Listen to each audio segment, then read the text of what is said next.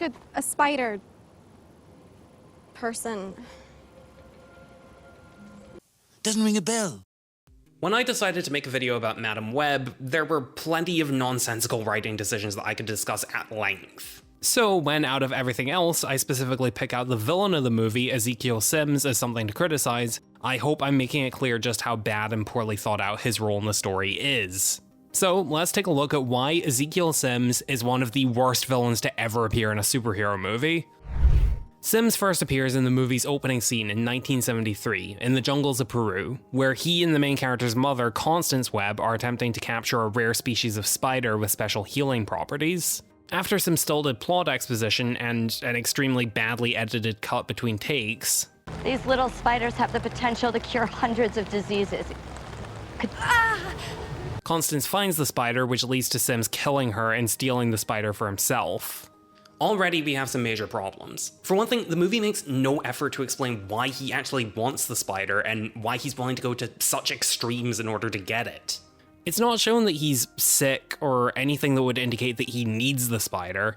He tells some half-hearted story about how his family were apparently starving, the past tense seemingly implying that they're dead. We could help so many people. I'm not interested in helping people. No one helped me when my family was starving.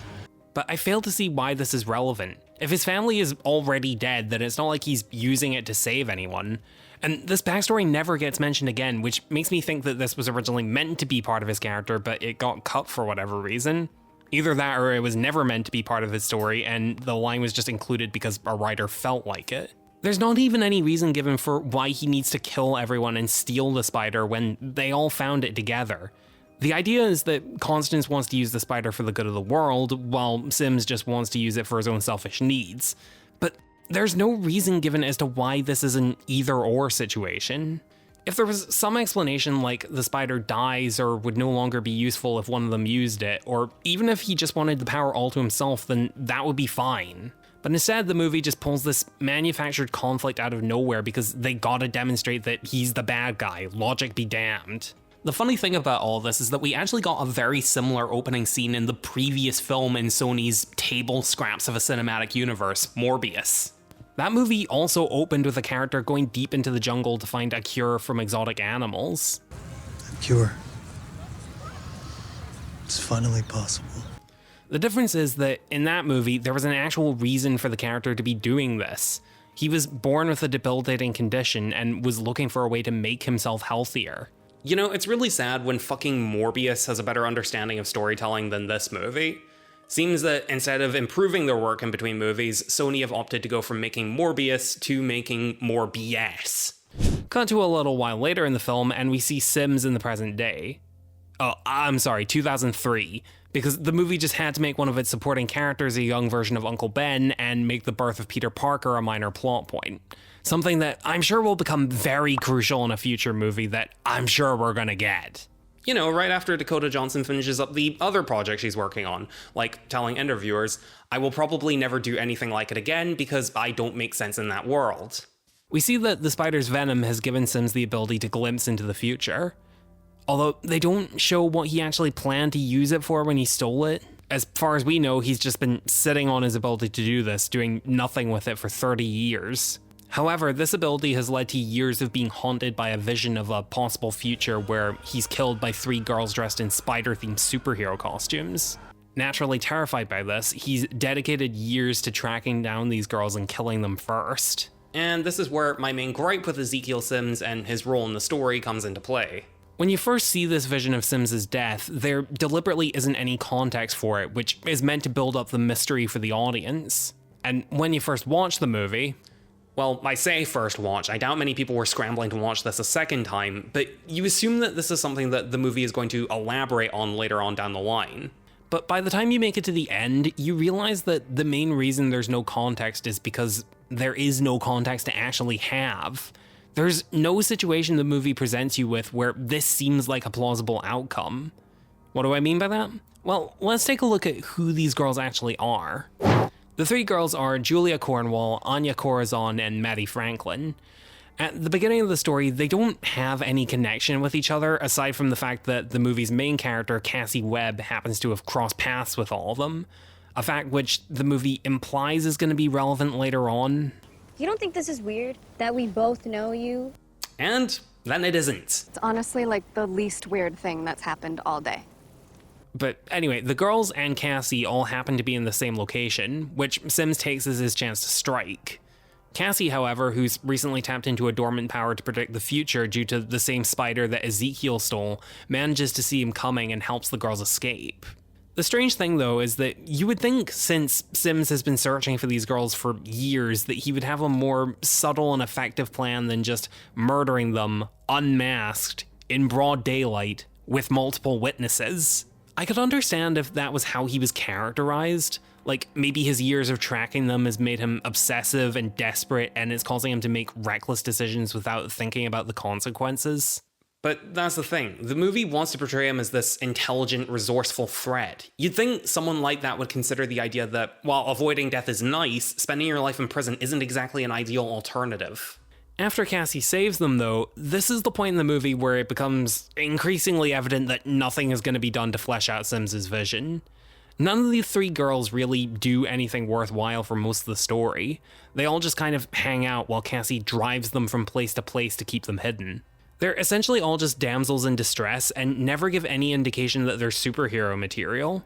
I just don't buy that they would have the agency or the skills to do something like what we see from them in the visions.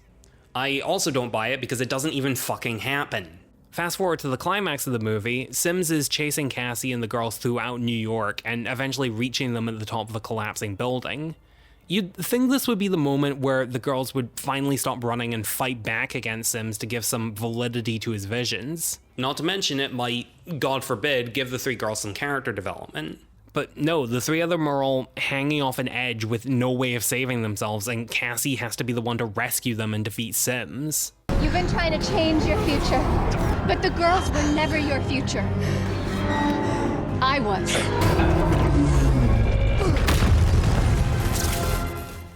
This then leads to an epilogue where Cassie has adopted the girls, despite the fact that they've barely been shown bonding or even being together for huge chunks of the story. The movie tries to wrap up Sims's vision, and this is the point where any lingering idea that it might start to make sense comes crumbling down. So now that Cassie has mastered her powers of seeing the future, as well as astral projecting, she's decided to become a superhero and take the girls under her wing.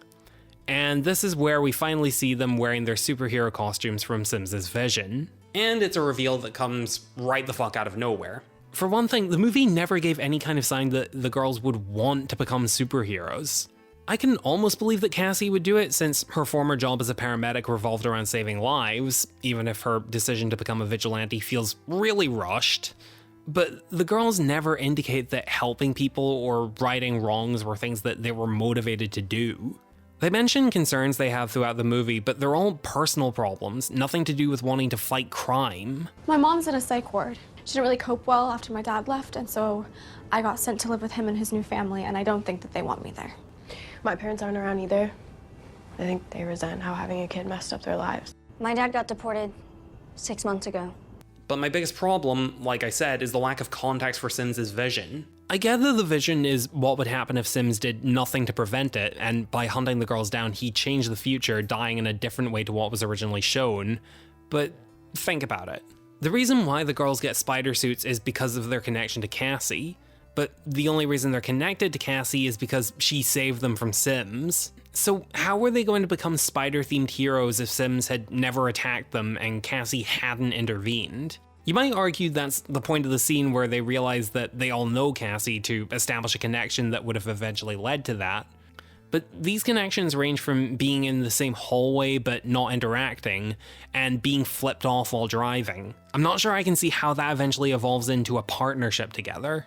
And follow-up question, why were they attacking Sims in his vision anyway? I mean, yeah, he's a criminal, but the movie never indicates that he commits crimes outside of killing them, which obviously wouldn't have happened if the vision was allowed to play out. The only other crimes we know he's committed is that he killed people in the opening scene, but they wouldn't know anything about that. And why do the girls all suddenly have superpowers? And why are they stealing the spider from him? And why did I willingly watch the successor to Venom and Morbius? You know, I'm starting to realize I really only have myself to blame. But even with all this frankly incompetent storytelling on display, I feel like Ezekiel Sims could have been redeemed somewhat if he was at least an interesting or entertaining character, but he just isn't. He is incredibly dull personality-wise, and the film doesn't play into the desperation or ruthlessness of him nearly enough to make him at all memorable. It also doesn't help that his actor, Tahar Rahim, gives a terrible performance. I don't want to judge him too harshly because I'm sure he's been good in other things, but his line deliveries in this are so stilted and flat. I will find them and kill them first. Yeah, imagine if other villains spoke with that same level of intensity. I will find them and kill them first. Again, as sad as it is to say this is something I have to give Morbius credit for over this movie. Matt Smith in that film at least had some charisma and gave a much more enthusiastic performance than that movie deserved, and way more than what we get here. All our lives we've lived with death hanging over us. Why shouldn't they know what it feels like for a change? Like I said before, I guess I can only blame myself for watching Madam Web in the first place. It's the fourth installment of what has pretty exclusively just been the shitty discount MCU with no ambitions beyond becoming a shitty part of the mainline MCU. But I think a bunch of guys like us should team up, could do some good. Intriguing. As much as I'd like to be wrong about this, I have no faith in Sony's upcoming Kraven the Hunter movie, or anything else they have planned. And interest in this franchise is at a clear low if reviews and box office are anything to go by. Chances are this franchise will either fizzle out in the background, or they'll pull a DC, actually wise up and release a few good movies every once in a while. Movies with good characters and, for the love of God, good villains. Better than what Madam Web has had to give us. Thanks for watching. If you like this video, then consider supporting me on Patreon. The link is in the description below. For just $1.50 a month, you'll get access to all my videos before they get released on YouTube, and you'll also get a shout out at the end of every video.